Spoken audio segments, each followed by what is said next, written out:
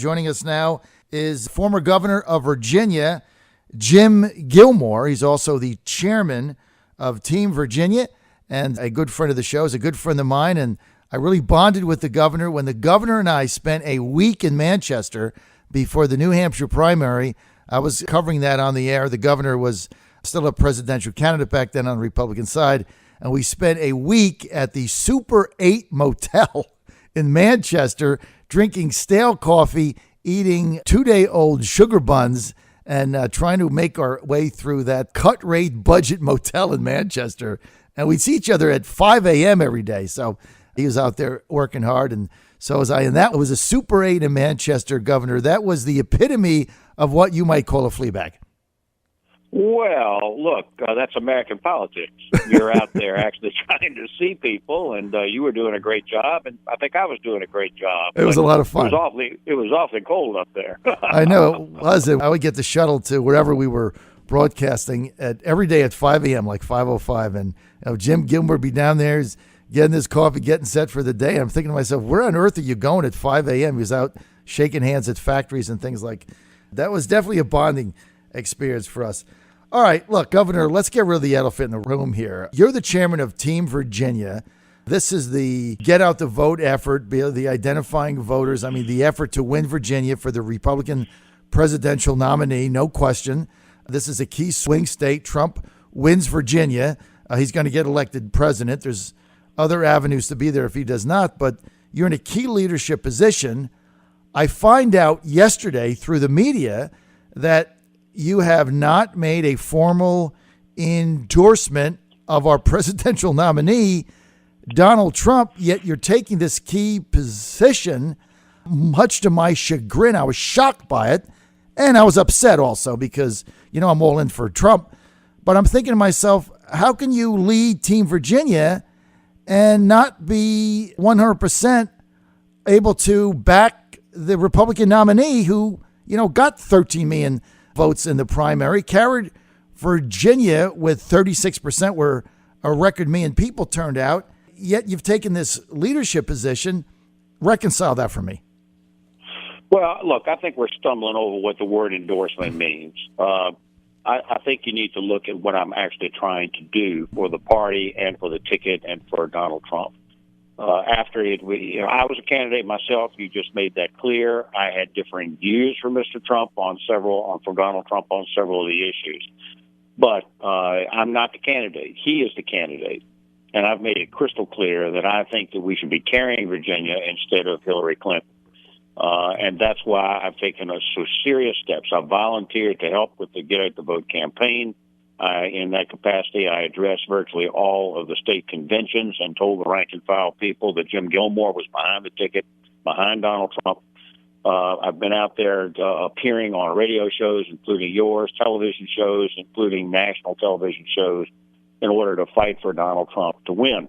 So what I've been doing is supporting him. I'm making it clear that I'm going to vote for him, and I'm urging other people to vote for him.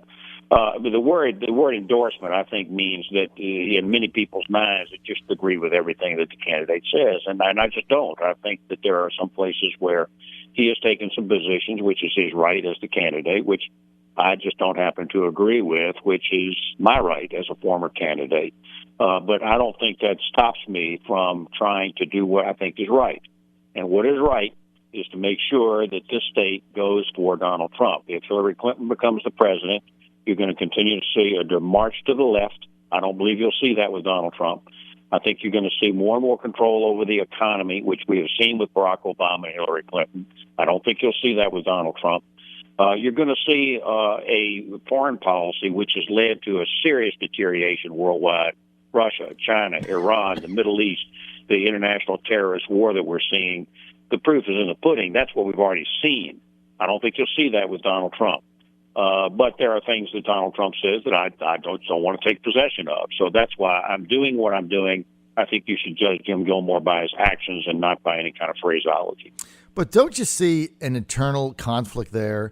I mean, you've taken out a key leadership position in the state in probably the most critical election in the Republic in a 50-year period, and you're not all in. And so I just find that shocking. I have to be honest, Governor. I mean, nope, I John, love you to death, but I find that you're in a leadership position and you're not all in with the Republican candidate for president. I mean, how does that work? Because I am all in. I think I've just made that crystal clear to your listeners that I am going to vote for Donald Trump, and I'm urging them to vote for Donald Trump. I don't think I've got any obligation to be in on everything that the guy says. Mm-hmm. I'm not sure you do, John. Right.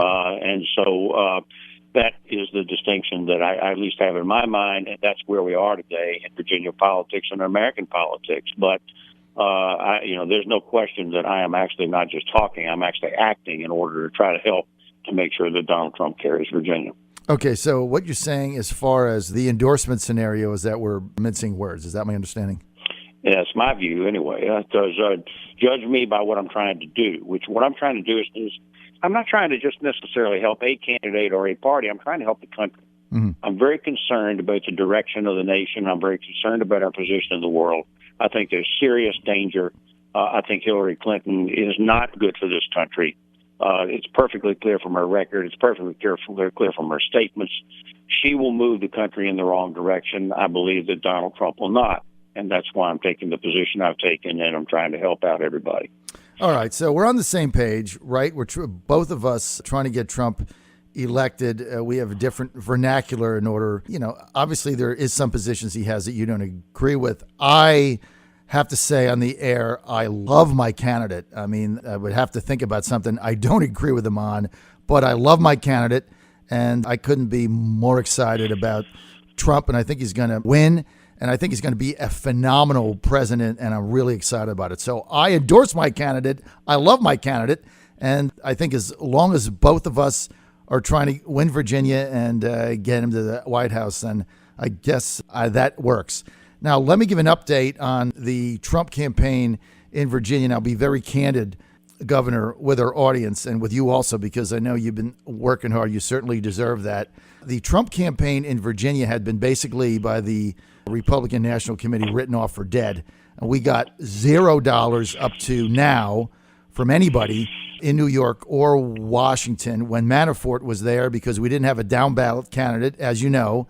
Hillary Clinton, right now, the Clinton campaign in Virginia, 297 paid employees, 70 offices. They spent $40 million in advertising. So far, we haven't spent a dime. That's coming this weekend. It starts. But pretty dire straits. We have 7 full-time people. On the Trump campaign, they have 297.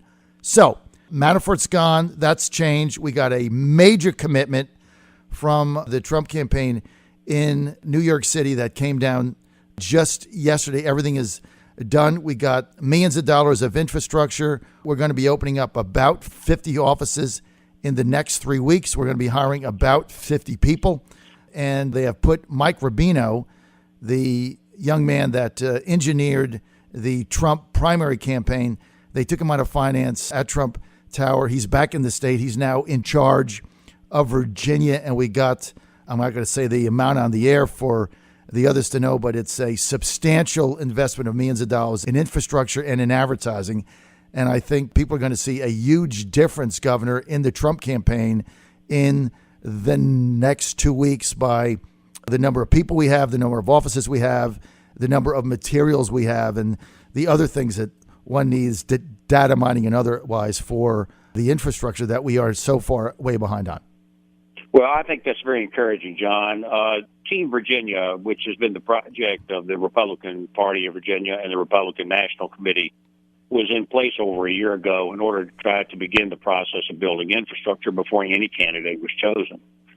So when Donald Trump came into the campaign, he didn't have a grassroots organization. Right. And the Team Virginia organization was what was helping him and what has been helping him, right, and why I took the chairmanship of it. So I think that's great news. I like to think of Team Virginia as the people in the Alamo holding the fort until the troops arrive. Right. And the difference between the Alamo example and ours is the troops apparently are arriving. We've got now some money and some effort. But I think your point's a strong one. It's perfectly clear from these actions that Trump has not written off Virginia. No. That he knows that he needs to carry it in order to become the president. And I'm encouraged that there's more assets coming into the state. Well, it's like millions of dollars. We're very excited about it. It all got signed off one day ago. Rubino has been working. He's only been here We got him back a week ago, or 10 days. So in a week and a half, Mike Rubino, working at lightning speed, has got all this stuff done, and it's all ready to go. We got the funding signed off on last night. And look, prior to that, we didn't get anything. And what you just said is spot on. I mean, basically, Team Virginia, the RPV, was able to keep this thing together while we were trying to get the resources. And Paul Manafort basically hosed us. But he's gone, so you all move on. And now, I think with what Team Virginia has gotten in place, and now with the tremendous resources and commitment that's been signed off by the Trump campaign to Trump Tower in Manhattan, I think we're going to turn the corner and win this state. Even with all that, Governor, then the two most recent public surveys that have come out shows the state within the margin of error, right?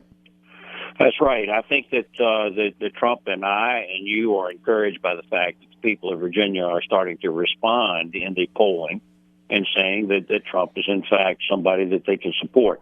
So we're seeing more and more of that move. And I think that you're going to find that, particularly in your group, your listening area down there in Hampton Roads in eastern North Carolina, is a heavy military and veterans community. And they know darn good and well what they've seen with Obama and with Clinton. They know that we're exercising a policy more or less of weakness around the world. As a result of that, bad people and bad things are happening, and more American stability is required. That's going to mean that we need more military buildup. We need to build more ships. We need to support our troops. We need to actually assert American power in an appropriate way, not necessarily going into every country and invading every country and putting American troops everywhere, but the exercise of American influence. The question is, which candidate will do that? Well, we've already seen Hillary Clinton, and we know that hadn't worked. So there's no question that it's time for a change, and I think the American people believe that. Now let's get to some policy. And now that we've aired our dirty laundry, Governor, you're free to give me your opinion on this. Trump has making Russia a key ally of the United States in the fight against ISIS a central part of his foreign policy. He's gotten a lot of criticism on that. Obviously, I've been saying that for some time, so I'm on the same page with him on that. You take a security backseat, sir, to no one in the United States. How do you rate this? Well, look, I think that what we're hearing out of Donald Trump is a position of decision. We haven't seen that decision from either Obama or Clinton. And this is a very challenging place over here in the Middle East. There's no doubt about it. And what we're looking for in a candidate is somebody who is resolved to try to straighten this out, not by going in and trying to take over the Middle East militarily, but making sure that we have strong participation in this whole process. ISIS is a dreadful organization. They're really not, they're pretending to be a state, but they're really not a state at all. It's just a gang of people that are in control of people using guns in order to rape people and to burn people up and to, frankly, spread their terrorism to other places. I think Trump understands that this is something that has to be addressed strongly. Clinton says she does, but they haven't. So as a result of that, I think that we're coming to some really serious challenges. Okay, Governor, let me read you this text I got from Tom in Yorktown. Tom says, John, I really like Jim Gilmore. He is a patriot. With all due respect, there is a difference between vote and endorse. I may not totally agree with 100% of what a candidate stands for, but I can endorse him. Endorsement means that I totally feel that this candidate would be better than the alternative to just vote for a candidate. Could mean that I may not accept each one, but I will just pull the lever for one over the other. This election is too meaningful for our country to be halfway in. Well, I think you would address that. Yeah, and I appreciate his text, but just be aware that the Trump people reached out to me and asked me to participate on his agricultural advisory committee, believe it or not. And I talked to him about it, and I said, well, while I support Virginia farmers and always have as governor, that isn't necessarily my signature issue. National security and anti-terrorism is. And they pointed out that the Gilmore Commission, the anti-terrorism commission I chaired for 5 years during the time of the 9/11 attack, dealt a lot with food chain issues and potential terrorism attacks on our farming community and our food chains. So I said, well, that is right. We spent a great deal of time on that. And they said, we'd like to have the benefit of your thinking. So I'm doing that. shucks, John, I offered to go to Cleveland to vote for Donald Trump on a unity ticket, and we were denied that opportunity by the Cruz people and Ken Cuccinelli. So, just be aware that I've taken some scars already to try to help this candidate and to help the country through this candidate. Well, you know what? The fact that you were rejected by Ken Cuccinelli at the Harrisonburg heist convention, as I call it, wear that like a badge of honor, right? As far as I'm concerned. I got a text here from Jim in Chesapeake. Jim says, John, the last time I heard you interview Governor Gilmore, he was in support of Donald Trump in as much as his presidency would incentivize more people getting involved in private business. This was one of the best interviews that you have ever conducted. So, see, you got a lot of fans out there, Governor. And that's so true. Here's the real point here. Your listeners know what I know and you know, and that is that all these numbers that we're hearing at the national level don't truly reflect the distress that people are in economically. They're trying to find jobs. They're trying to get started. The Democratic program, and you see this through Bernie Sanders and Hillary Clinton, is to actually make an attack on investment and opportunity in this country for some ideological reason. And you and I and your texter and your supporters believe that the country's vigorous economics are going to get people jobs and increase wages and create opportunities for people and give young people opportunities. Trump's made it clear that he's for that, and so have I, and so have you. And that's the direction we want to take the state and we want to take the nation. All right, let me read you one more text here. I got about 50 of them. I just pulled this one out. You're not going to be happy with this. Dennis in Virginia Beach says, baloney, these candidates pledged to support the nominee, period. Gilmore is not doing it. No more semantics. So you got people on two sides there, Governor. Well, yeah, but I agreed when I was running for president to support the nominee, and I am keeping that word, and I am doing that. So that's just the reality. And in fact, I'm not just talking; I'm actually acting. I'm acting and keeping my pledge. Governor, the more you get to know Donald Trump, like me, the more you're going to get to like him. And I know there's a couple policies out there you might think are on target with, and I know that there's difference of opinions that we have, but hopefully as this campaign goes in the next 60 days, you are going to make that public endorsement. I think that would be the right thing to do. But when Trump becomes president, Governor, you're going to be so excited. He's going to be such a great president. But I want to thank you for your hard work. Thank you for your time. Now we've got the resources in the state. Let's go win. Let's go win. And I think we will win. I think we'll carry the state, and Virginia will help propel us to the White House. Hey, I know I was mad yesterday. I appreciate your coming on. That shows a lot of class. Thank you so much, sir. Thank you, John. I value your friendship very much. All right. So do I value yours also.